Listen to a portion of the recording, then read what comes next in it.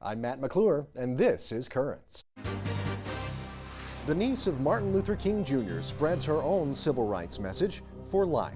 When you hear Martin Luther King Jr.'s speech, "I have a dream, it's in my genes," I would say that that goes through every generation of the King family. From Mexico, another woman spreading that same message through education. And a local speech contest that takes the accent off Brooklyn. This is great practice. I think it's paramount that especially college students, we get incorporated with this whole thing.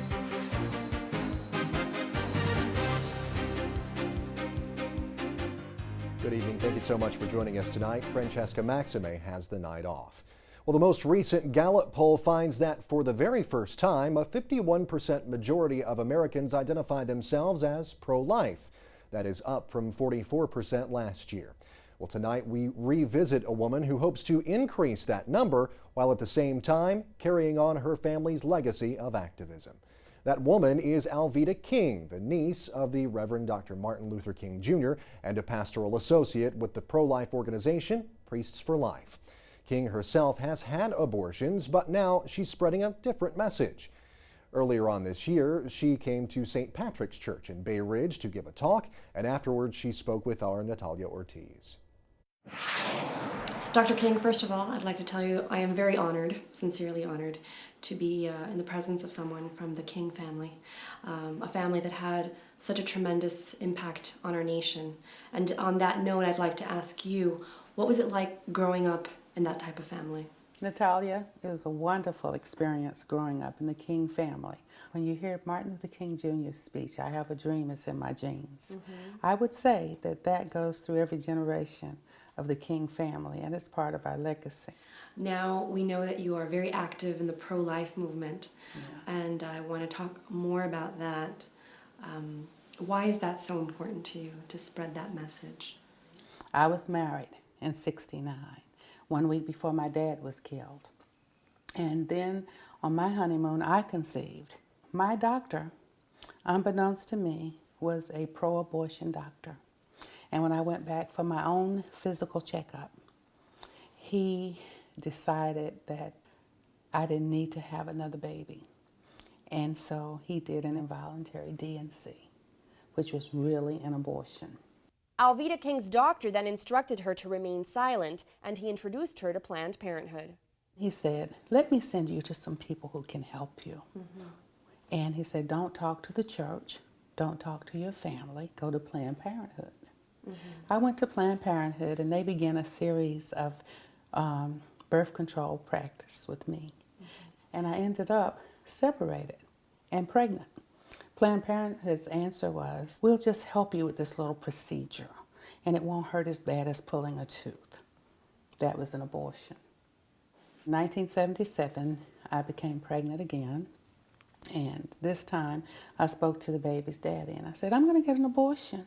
He says, "That's a baby. That's my seed. That's my promise." No. I went to Daddy King, because surely he was going to give me everything I wanted. He always did. And I said, "I'm going to have an abortion, Granddaddy." He says, "No, abortion is wrong. That's my seed. That's my promise. That's my grandbaby. No." And so because of that voice from two very strong men, two strong African-American men, I said, "Gosh, this is a baby." And I had that child. And I began to change from pro-choice towards pro-life. Dr. Alveda King has since become an advocate for the pro-life movement, speaking out against abortion nationwide and working closely with the pro-life organization Priests for Life. Her passion for the cause is evident. Why do you do it? Why are you on this mission? I'm on this mission because I have hope. And I know that if we continue to persevere and to move forward in righteousness, I believe that truth crushed to earth will rise again. I know my Uncle Martin used to say that, and I believe that. And I believe that I have an obligation to lift up a banner and a standard of truth and love. And it's just something, I have a dream that's in my genes. Dr. Alveda King there, and we'll have more of Natalia's interview later on in the show. But stay tuned, we'll have much more current straight ahead, including all the day's headlines.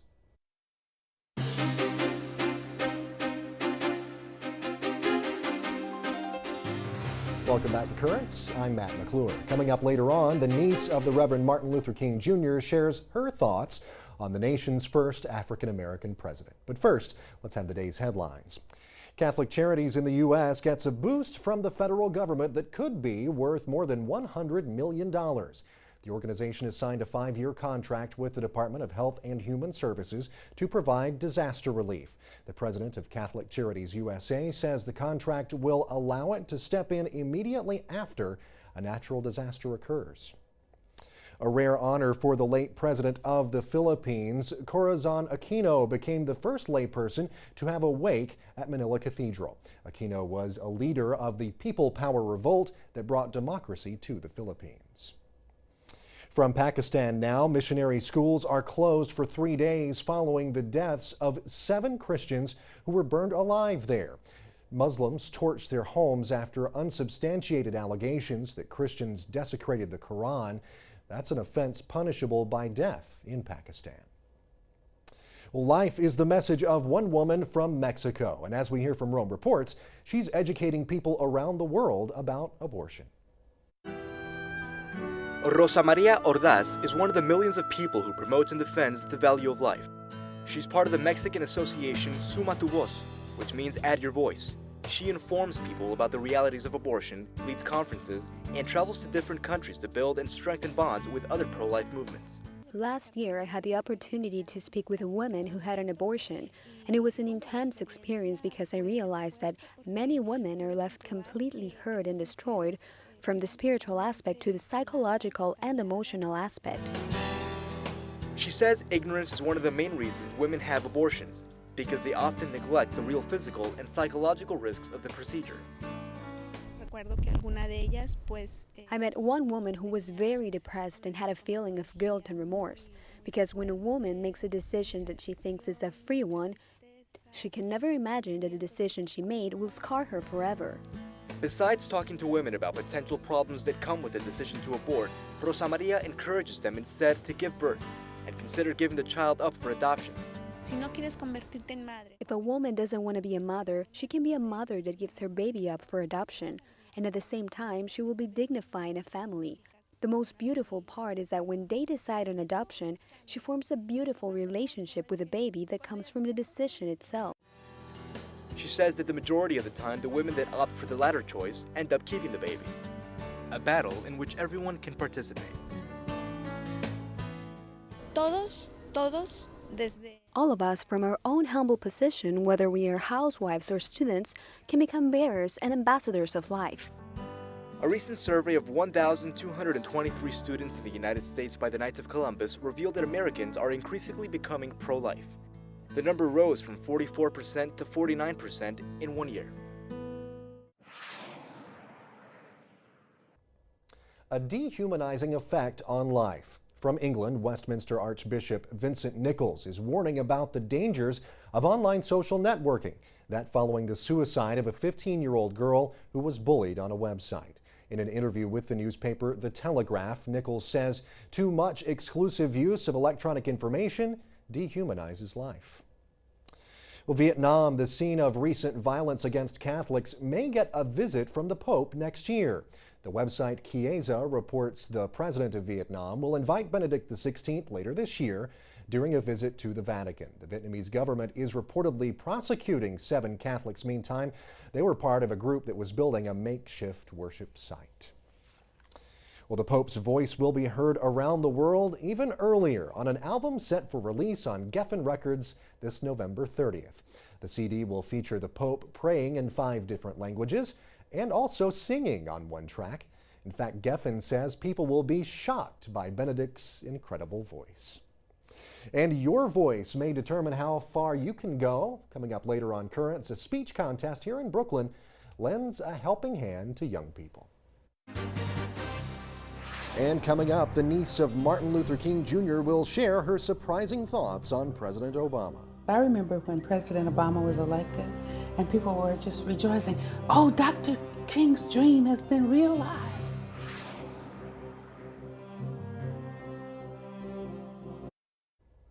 Welcome back to Currents. Thank you so much for being a part of the show tonight. Well, we continue with Natalia Ortiz's interview of Alveda King, the niece of Martin Luther King Jr. Now a pro-life activist, King talked about her uncle's dream and the historic election of the first African-American president.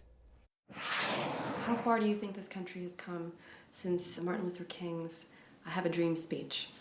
We've come a long way, because at my age, I'm almost 60 years old. And I can recall water fountains that said colored and white, and restrooms that said that, and I couldn't eat in restaurants and things like that. So certainly, those are not experiences that we have today. Our conversation shifted to recent political events, and I asked her opinion of Barack Obama. I admit that it was a tremendous milestone to have a man with brown skin win and go to the White House. I'll admit that has been a milestone. But for me, the issues of life and liberty were equally important. And so when President Obama made it very clear that he would not be supporting life and that the issues of human sexuality were open in his mind for discussion, I knew I could not vote for him.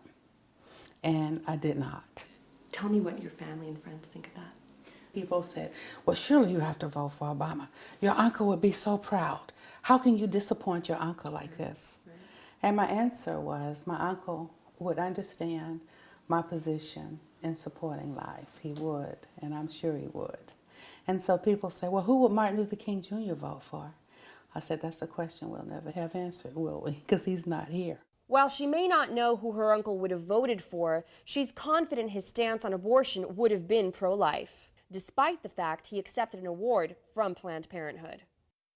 In 1966, my uncle Martin Luther King Jr. received the Margaret Sanger Award. It's called the Maggie Award from Planned Parenthood. He was proclaiming that he supported them and they were nonviolent in their fight to advance birth control rights for women. Right. And all of that sounded really good because in 1966, birth control was natural family planning in the eyes of most people. Okay. And so he would have supported that. So Martin Luther King, believing that he was adding his voice to a helpful cause, accepted the award. He was assassinated in '68. All during that time, abortion was illegal in every state in America. What do you think your uncle, Dr. Martin Luther King, would say about abortion if you were living today? Martin Luther King Jr. said the Negro cannot win if he's willing to sacrifice the futures of his children for immediate personal comfort and safety. And that's exactly why people choose abortion, for immediate personal comfort or safety. And so he would say injustice anywhere is a threat to justice everywhere. And I believe he would agree with me when I say that a woman has a right to choose what she does with her body. The baby is not her body. In our final moments together, I asked Dr. King once again how far we've come since her uncle's historic speech. She responded with a definition of freedom that transcends race. Until everybody's free, and that's the littlest person in the womb, until natural death, then we've not achieved the dream. The dream has not been realized. I remember when President Obama was elected and people were just rejoicing, oh, Dr. King's dream has been realized. And I kept saying, how can the dream survive if we murder the children?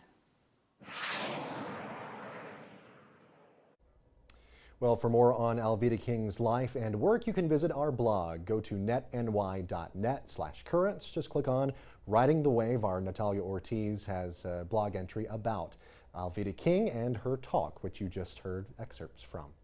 Well, stay tuned. There's much more Currents straight ahead. Coming up, being from Brooklyn, but not sounding like it. Their accents, as beautiful as they are, kind of gave them away.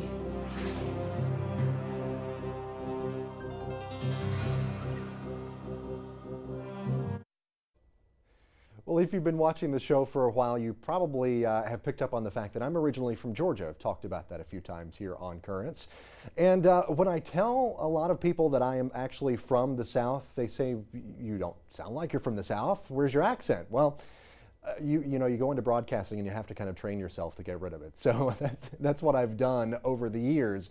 I don't say, hey, y'all, let's go on down to the store and you know, get a moon pie and a Diet Coke or something like that. I don't do that. People are probably here in New York saying, what in the world's a moon pie now? But that's a completely different show for a completely different day. So anyway, despite the fact that a lot of people may have some conceptions about what a Southern accent is, here I am anchoring a news show right here in Brooklyn, also an area known for its accent. But for many, how they talk can determine how far they go in life. The annual Delaney Speech Contest at St. Francis College in Brooklyn Heights brought students together to compete for prizes for the best persuasive arguments. Over 50 years ago, contest founder Professor Francis Delaney made it his mission to rid students of their Brooklyn accents to provide them with more career opportunities. Is this to say that a Brooklyn accent may narrow your career path? The two youths. To what? The mission of the Franciscans, one of their missions, was to make the marketplace a level playing field. And they felt that kids from South Brooklyn really weren't given a fair shake. Their accents, as beautiful as they are, kind of gave them away, identified them. I don't think they were taken as seriously as they should be. So the mission, the early mission of the college, was to rid people of their accents. We've gone conversely now. Accents are us because of, you know, a global marketplace. Accents are interesting. They're useful. Because a lot of our students are international, and I think it gives a really nice flavor to our current contest. I'm Jamaican, so I love any accents. I just came here, I love hearing accents. When I was in Jamaica, I did a lot of reading and debating, so I perfected that because I knew that I would be in a lot of situations where I need to be understood, and accents don't really help out in that sector. This happens to 95% of neuroblastoma patients. These children are diagnosed with this cancer, usually through infancy. However, I think confidence stands out so much more than an accent. I mean, America is a diverse country. There are a lot of people here from various nations, and the thing that we do have in common is English. It's understood, it's a given that accents will be present, but I think confidence stands out and above. So once you work on that, it really shouldn't be an issue. All of the courses I teach are performance related. And above and beyond anything, eye contact, what we call facial management, is probably the foundation. But it all extends from fundamentals of speech, a core requirement in the St. Francis College curriculum. It all goes back to that. Eventually, it's going to help our students get jobs, given the local and state of the economy right now. They're really going to have to sell themselves, and I think given the ability they're getting from practicing contests like this, it really will help them out in the future. While St. Francis College continues to prepare its students for a variety of career paths, the training no longer involves the elimination of dialects, but rather an appreciation of differences and confidence in oneself. This is great practice. I think it's paramount that, especially college students, we get incorporated with this whole thing so that it's easier for job interviews and it's not that difficult getting our points across.